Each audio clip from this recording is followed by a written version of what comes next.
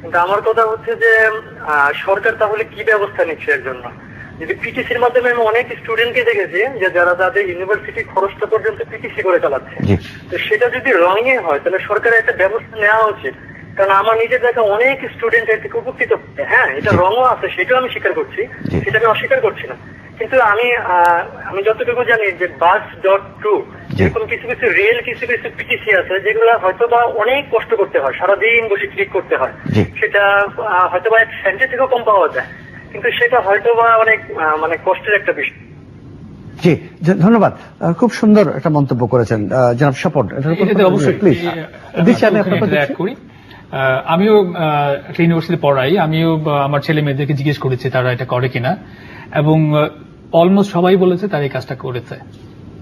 আবার সবাই বলেছে প্রিটি মাচ যে টাকা এখন আর পাচ্ছে না। এবং একই স্টুডেন্ট তারা মাল্টিপল অ্যাকাউন্ট খুলেছে, নিজের নামে একটা, ভাই বোনের নামে একটা, বাবার নামে একটা, মার নামে একটা, এবং তাতে লাখ লাখ টাকা তারা লগ্নি করে ফেলেছে, ইনভেস্ট করে ফেলেছে এখানে। তারপরে মাসে হয়তো সে 2000 টাকা 1000 টাকা পাচ্ছে, এবং সেই পাওয়াটা কিন্তু কিছুদিন, যতক্ষণ এই ফ্রড চেইনটা বন্ধ হচ্ছে ততদিন পাচ্ছে। সো এটার মধ্যে তাকে কিছু টাকা দেওয়া হচ্ছে, কিছু টাকা দেওয়া হয়েছে প্রলুব্ধ করার জন্য। 1 লাখ টাকা ইনভেস্ট করে আপনি 2000 টাকা 3000 ফেরত পেয়েছেন, এই লোভটাকে রাখার জন্য আর কি। এইটার মধ্যে কোনো বেসিস প্লিজ। হ্যাঁ, আমি দর্শকের কোয়েশ্চেনের সাথে একটা জিনিস উনি মানে দিস ইজ মানে আমাদের এই বর্তমান অবস্থায় যে ফ্রিল্যান্সিং এবং ফ্রড, এই ফ্রডটা আমাদের বিশেষভাবে we have to emphasise on fraud, মানে আমাদেরকে খুব বেশিভাবে ফ্রডের উপরে জোর দিতে হবে, এবং স্টুডেন্ট এবং ইউনিভার্সিটি ইন্ডাস্ট্রি বারবার করে বুঝাতে হবে। আর না হলে এখানে একটা অপরচুনিটি, একটা বিশাল ক্ষেত্র তৈরি হয়েছে যে ফ্রিল্যান্সিং করে যথেষ্ট ইনকাম করার পসিবিলিটি আছে। আমি আমার প্রথম কথায় ফিরে আসছি, সেটা হচ্ছে কোনো ইনকাম যদি করতে হয় সেখানে we have to make skill set, we have two professional, we have to become professional. আমি জাকারিয়া স্বপনের সাথে, ফারহানা আপার সাথে একই মত যে কোনো কন্টেন্ট ছাড়া, কোনো কিছু ছাড়া সামথিং। যদি আমার এখানে দর্শকরা বা যারা স্টুডেন্টরা প্রলুব্ধ হয়ে থাকে, আমি তাদের কাছে রিকোয়েস্ট করব যে প্রলুব্ধ না হয়ে যে যে জিনিসই জানে না কেন সেটাতেই মনোনিবেশ করাটাই হচ্ছে বেস্ট, এবং সেখান থেকে অনেক কিছু ইনকাম করার এখন স্কোপ তৈরি হয়েছে ইন্টারনেটের কারণে। সেটা আমরা আলোচনা করব হয়তো, মানে scope is there very huge, মানে পটেনশিয়াল, সুযোগটাই তো নিচ্ছে। এবং ওই পটেনশিয়ালটা আমি যেটা অ্যালার্মিং মনে করছি, এটা নিয়ে সরকারের বিশেষ ভূমিকা পালন করা উচিত, নীতি নির্ধারকদের এবং পলিসি মেকারদের, এবং যারা আইনগত বা ল অ্যান্ড এনফোর্সিং এজেন্সি আছে তাদের খুব মারাত্মকভাবে এটাকে এখন দেখা উচিত।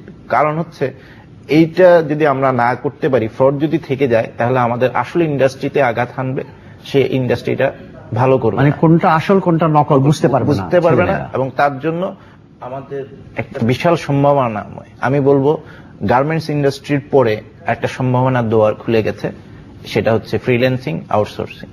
বাট আমাদেরকে we should be very cautious এবং very action oriented, not word oriented. আমাদের ধন্যবাদ। ফারহানা প্লিজ। যেটা স্বপন ভাই বলেছেন আমি ওটা আবার একটু বলতে চাই যে শুধু কিন্তু স্টুডেন্ট না, আমরা দেখেছি যে এই ধরনের অ্যাকাউন্টগুলো হাউসওয়াইফ এবং অন্য বিজনেস যারা করছিলেন তারাও কিন্তু এসে এই বিজনেসে ইনভেস্ট করেছেন, এবং শুরুর দিকে হয়তো প্রথম লেয়ার বা সেকেন্ড লেয়ারের লোকজন অনেক টাকা পেয়েছেন, এবং ওনারাই এটার মার্কেটিংটা করছেন। হ্যাঁ, যার জন্য হ্যাঁ এটাই সুবিধা, এবং যার জন্য ওনাদের অনেক কি বলবো এটা, যে ওনাদের মার্কেটিং করার কিন্তু অনেক লোক আছে যারা বলছেন যে আমরা টাকা পেয়েছি, কিন্তু এরপরে কিন্তু টাকাটা বন্ধ হয়ে যায়। তো ইনভেস্টমেন্টের টাকা অনেককে তুলতে পারছেন না, শুধুমাত্র হয়তো ওনারা একটু পরের দিকে এই বিজনেসে এসছেন থেকে। এই ব্যাপারে আমাদেরকে আসলে সাবধান হতে হবে। আরেকটা হচ্ছে যে ফ্রিল্যান্সিং এর যে আসলে যে অপরচুনিটিটা আমাদের সামনে তৈরি হয়েছে, সেটাকে আমাদেরকে নিতে হলে এই জিনিসগুলো নিয়ে যখন আমাদের ইয়াং যারা আছেন তারা ব্যস্ত থাকবেন, তারা কিন্তু তাদের নিজের স্কিল ডেভেলপমেন্টে ঠিক মনোযোগ দিতে পারছেন না এখন। হ্যাঁ, যে কোনো কিছু থেকে আয় করতে হলে, কোনো কিছু ডেলিভার করতে হলে ওখানে কোয়ালিটিটাও একটা ইস্যু, যে আমি যেটাই করছি সেটা যেন মানে প্রপার কোয়ালিটিতে ডেলিভার হয়। সেটা যদি প্রপার কোয়ালিটিতে আমি ডেলিভারি না করতে পারি তাহলে কিন্তু ওটা ইন্টারন্যাশনাল মার্কেটে বিক্রি হবে না। হ্যাঁ, তো ফ্রিল্যান্সিং এও একই ব্যাপার। আমরা যদি এভাবে প্রতারিত হতে থাকি বা এই জিনিসগুলো নিয়ে এই মুহূর্তে অল্প কিছু টাকা পেয়ে আমরা মনে করি যে না এটাই যথেষ্ট বা এটাই মেইন স্ট্রিম, এটা কিন্তু আসলে মেইন স্ট্রিম হতে পারে না। যে একটা ক্লিক করলাম সেখান থেকে আমার টাকা আসলো, আমাকে একটু অ্যাপ্লাই করতে হবে সেন্স যে আসলে কি কোথা থেকে এই টাকাটা জেনারেট করছে। হ্যাঁ, একটু ভিতরে যেতে হবে। ইউনিভার্সিটি গুলো এখানে একটা রোল প্লে করতে পারে। আমি মনে করি ফ্যামিলি লেভেলেও একটা রোল এখানে প্লে করতে পারেন, যে আসলে আমার ছেলেটা যে কাজ করছে ও আর্ন করছে কিভাবে করছে বা কাজটা আসলে কি, আমরা একটু বোঝার চেষ্টা করতে পারি। এটা অ্যাওয়ারনেসটা না করতে পারলে আসল যে অপরচুনিটিটা তৈরি হয়েছে এই মুহূর্তে সেটা নষ্ট হয়ে যাবে, এতে কোনো সন্দেহ নেই। ধন্যবাদ ফারহানা। আমি যোগ করতে পারি ফারহানা আপার সাথে। সেটা হলো উনি যেটা একটা খুব ভালো জায়গায় হাত দিয়েছেন, এটা হয়তো আলোচনায় আসতো আমাদের, যে ক্লিক করলে লাভটা হচ্ছে কার। আমি একটা জায়গায় ক্লিক করি, কে বেনিফিট হচ্ছে, কে বা যে টাকা দিচ্ছে সে বা কি বেনিফিট হচ্ছে। আপনি ক্লিক করলে টাকাটা আপনি কার জন্য ক্লিক করলেন, কে আপনাকে টাকা দিবে, কেন আমি টাকা দিব, তাই না? তার মানে এটা আসলে কোনো ইয়ে নাই, এটা হলো মানুষকে লোভ দেখানো হচ্ছে। আর 2 নম্বর জিনিসটা হলো যে আপনার এটা নিয়ে কিন্তু মেইন স্ট্রিম মিডিয়াতে হয়তো ওইভাবে আসেনি। আজকেই হয়তো আপনি এত বড় স্কেলে একটুখানি মানুষকে অ্যাওয়ার করার চেষ্টা করছেন, কিন্তু ইন্টারনেটে কিন্তু এটা নিয়ে প্রচুর লেখালেখি এবং পয়েন্ট আউট করা হয়েছে। কিন্তু তো আমি আমার দর্শকদের রিকোয়েস্ট করবো, যারা ইন্টারনেটে ঘরে বসে আয় করতে পারেন বা এই ইন্টারেস্টেড, তারা একটু কষ্ট করে এখানে ইন্টারনেটে তাদের আরো কি ইনফরমেশন গুলো আছে একটু যাচাই করে নেন না কেন। না, এখানে একটা জিনিস আমার কাছে মনে হয়, ওই গুগল অ্যাডসেন্স বা গুগল ক্লিক বা গুগলের যে অ্যাড রেভিনিউ মডেল, ওখান থেকে অনেকে হয়তো প্রতারিত হওয়ার একটা সুযোগ পেয়ে থাকে আর কি। যে ওয়েবসাইট করলাম, ওয়েবসাইটে যদি আমরা গুগল অ্যাডসেন্সটা ইউজ করি, সেখানে কিন্তু বিশাল অ্যালগোরিদম 5 লাখ 10 লাখ মানে অনেক অ্যালগোরিদম ইউজ করা হয় অপটিমাইজ করার জন্য, বা সার্চ ইঞ্জিন অপটিমাইজেশন আছে। সো মানে ওই জায়গাটাই মনে হয় আমার কাছে যে গুগল অ্যাডসেন্সে কিছু টাকা ইনকাম করা যায়, এইটাকেই কনফিউজ করানো হচ্ছে। যে গুগল অ্যাডসেন্স ইউজ করলে অ্যাডভার্টাইজমেন্ট যাচ্ছে, সেখান থেকে কিছু, সেটা ভেরি ডিফিকাল্ট এবং সেটাও প্রচুর স্কিল সেটের প্রয়োজন। মানে ওখানে অপটিমাইজেশন এর প্রয়োজন আছে। ওই ওয়েবসাইটটাকে পপুলারাইজ করতে হলো you need more work than getting a money. জি, ধন্যবাদ। একজন দর্শক টেলিফোনে আছেন, তার কথা শুনি। হ্যালো। জি, আসসালামু আলাইকুম। ওয়ালাইকুম আসসালাম, বলুন। মামুন ময়মনসিংহ থেকে বলছি।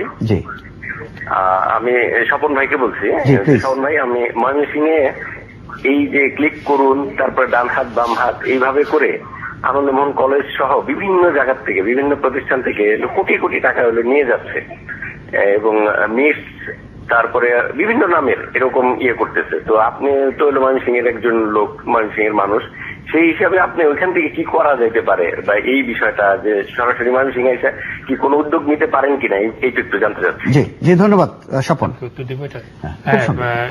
ডেফিনেটলি ময়মনসিংহ শুধু কিন্তু একা না, আমার কাছে আরো ইনফরমেশন আছে যে এখন বগুড়াতে একটা বড় স্কেলে মানুষ এটা করছেন।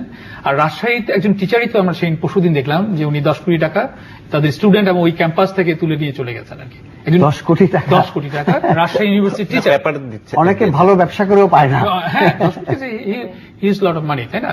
তো ডেফিনেটলি, যেটা আমি অনেকদিন দেশে ছিলাম না, সো আমি এখন যেহেতু আছি, ডেফিনেটলি একটা কিছু তো অ্যাটলিস্ট এই অ্যাওয়ারনেস আমরা বিল্ড করবো এবং যতটা পারি চেষ্টা করবো এটাকে বন্ধ করার জন্য। ডেফিনেটলি। জি, ধন্যবাদ জনাব স্বপন।